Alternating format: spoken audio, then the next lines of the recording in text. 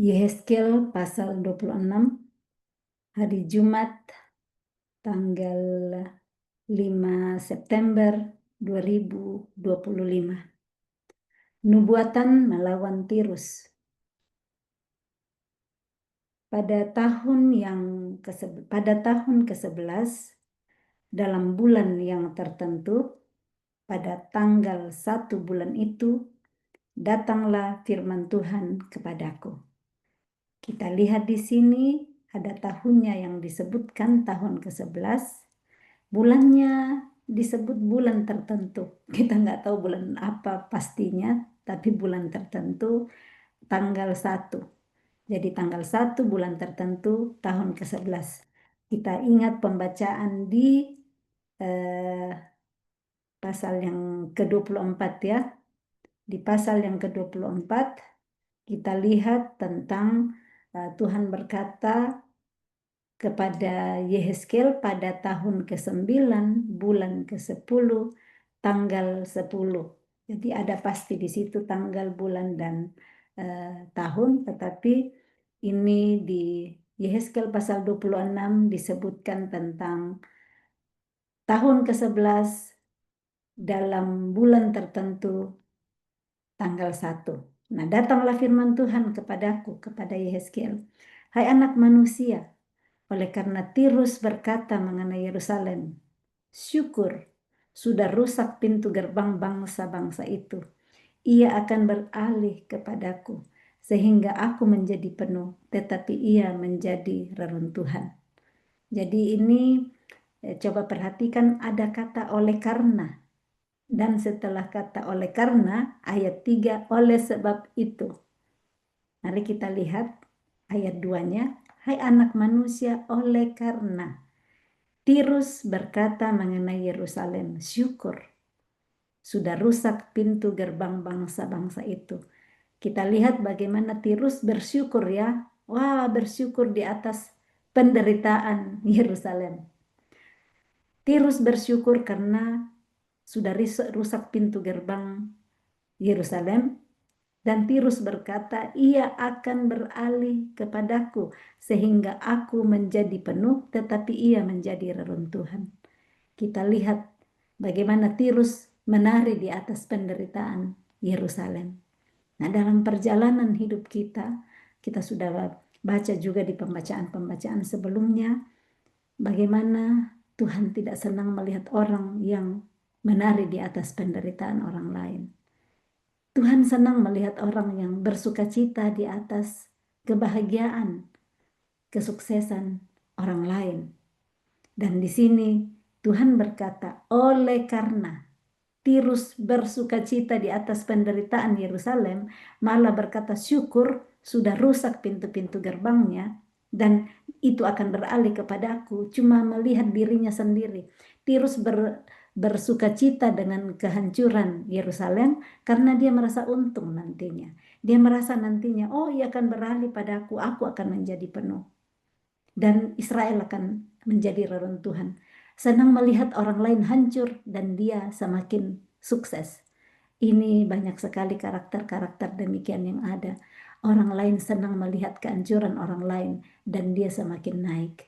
Tapi Tuhan mau kita semakin menolong yang lain yang terjatuh, berbelas kasihan kepada orang lain yang sementara bermasalah. Jangan malah berkata syukur, jangan malah bergembira karena orang lain menderita. Nah, apa yang terjadi kalau kita bersyukur atas penderitaan orang lain seperti yang Tirus lakukan, bersyukur atas keruntuhan Yerusalem? Ayat 3, Tuhan berkata, oleh sebab itu. Jadi ada kata oleh karena, dan ini ada kata oleh sebab itu. Oleh sebab apa? Oleh sebab Tirus yang di perkataan ayat 2 berkata syukur untuk keruntuhan Yerusalem. Oleh sebab itu beginilah firman Tuhan Allah. Lihat, aku menjadi lawanmu, hai Tirus. Aku akan menyuruh bangkit banyak bangsa melawan engkau, seperti lautan menimbulkan gelombang-gelombangnya. Mereka akan memusnahkan tembok-tembok Tirus dan meruntuhkan menara-menaranya. Debu tanahnya akan kubuang sampai bersih daripadanya, dan akan kujadikan dia gunung batu yang gundul. Ia akan menjadi penjemuran pukat di tengah lautan, sebab aku yang mengatakannya. Demikianlah firman Tuhan Allah. Ia akan menjadi jarahan bagi bangsa-bangsa, dan anak-anaknya perempuan yang tinggal di daratan akan ditewaskan dengan pedang, dan mereka akan mengetahui bahwa akulah Tuhan. Ternyata saat satu bangsa atau satu orang berkata syukur atas kejatuhan orang lain, Tuhan bisa bangkit menjadi lawan kita. Berhati-hati saat melihat orang lain menderita dan malah kita bersyukur. Belas kasihanlah sama orang yang lagi menderita. Ternyata oleh sebab yang dilakukan oleh Tirus itu, Tuhan berkata, aku menjadi lawanmu. Tuhan menyuruh bangkit banyak bangsa melawan Tirus, itu dikatakan seperti menimbulkan, seperti lautan menimbulkan gelombang-gelombangnya. Ada konsekuensi dari orang-orang yang menari di atas penderitaan orang lain. Dan pasti ada ganjaran untuk orang-orang yang berbelas kasihan kepada sesama yang sementara menderita. Ayat 7. Sebab beginilah firman Tuhan Allah, sungguh aku membawa dari utara Raja Nebukadnezar, Raja Babel, raja segala raja untuk melawan Tirus dengan memakai kuda kereta, pasukan berkuda, dan sekumpulan tentara yang banyak. Anak-anakmu perempuan yang tinggal di daratan akan dibunuhnya dengan pedang. Ia akan menimbun tembok pengepungan dan menyusun alat-alat pendobrak dan memasang perisai melawan engkau. Tumbukan alat pendobraknya akan dilencarkan terhadap tembok-tembokmu, dan menara-menaramu akan diruntuhkan dengan beliung-beliungnya. Kudanya adalah begitu banyak sehingga engkau akan ditutupi oleh abu karena derap pasukan berkudanya, dan kertak roda keretanya tembok-tembokmu akan gemetar. Kalau ia memasuki pintu-pintu gerbangmu seperti orang memasuki kota yang sudah terbuka karena pendobrakan. Dengan kaki kuda-kudanya, ia hendak menginjak-injak semua jalan-jalanmu. Rakyatmu akan dibunuh dengan pedang, dan tugu-tugu yang kau andalkan akan dirobohkan ke tanah. Mereka akan merampas kekayaanmu dan menjara barang-barang perniagaanmu. Mereka akan meruntuhkan tembok-tembokmu dan merobohkan rumah-rumahmu yang indah. Batumu, kayumu, dan tanahmu akan dibuang ke dalam air. Aku akan mengakhiri keramaian nyanyianmu dan suara kecapimu tidak akan kedengaran lagi.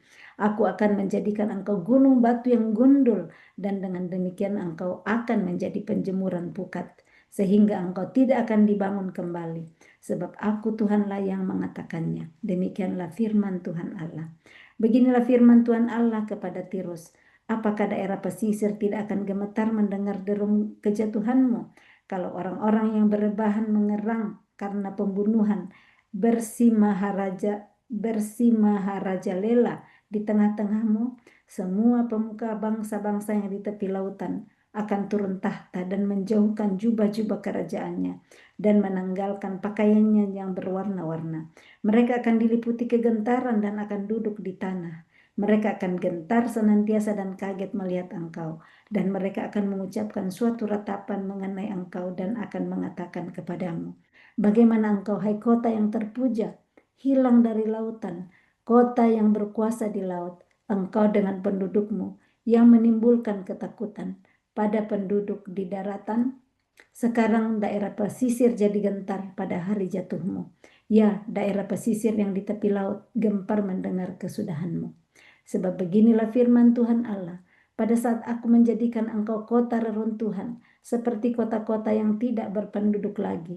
Kalau aku menaikkan pasang samudra raya atasmu, dan air banjir menutupi engkau, maka aku akan menurunkan engkau, supaya engkau bersama-sama di sana dengan orang-orang yang turun ke liang kubur, kepada bangsa dahulu kala, dan aku akan membuat engkau tinggal di bumi yang paling bawah, seperti reruntuhan dahulu kala, bersama dengan orang-orang yang turun ke liang kubur, supaya engkau jangan lagi didiami orang dan jangan tampil lagi di negeri orang-orang hidup.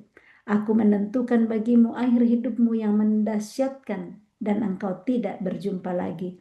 Engkau dicari orang, tetapi tidak ditemui lagi untuk selama-lamanya. Demikianlah firman Tuhan. Amin. Kita lihat bagaimana yang dilakukan Tuhan untuk orang yang bersyukur, untuk negara yang bersyukur atas kejatuhan bangsa lain, atas kejatuhan orang lain. Kita lihat bagaimana Tuhan bangkit menjadi lawannya, bagaimana begitu banyaknya dari ayat yang ketiga sampai ayat yang sampai terakhir, begitu panjangnya sampai ayat yang ke-21. Ganjaran-ganjaran, konsekuensi bagi orang yang bersyukur, yang menari, yang bersuka cita di atas penderitaan orang lain. Mari kita belajar dari pembacaan ini. Begitu banyaknya konsekuensi yang kita bisa dapatkan saat Tuhan menjadi lawan kita. Kapan Tuhan menjadi lawan kita? Saat kita bersyukur, bersuka cita di atas penderitaan orang lain.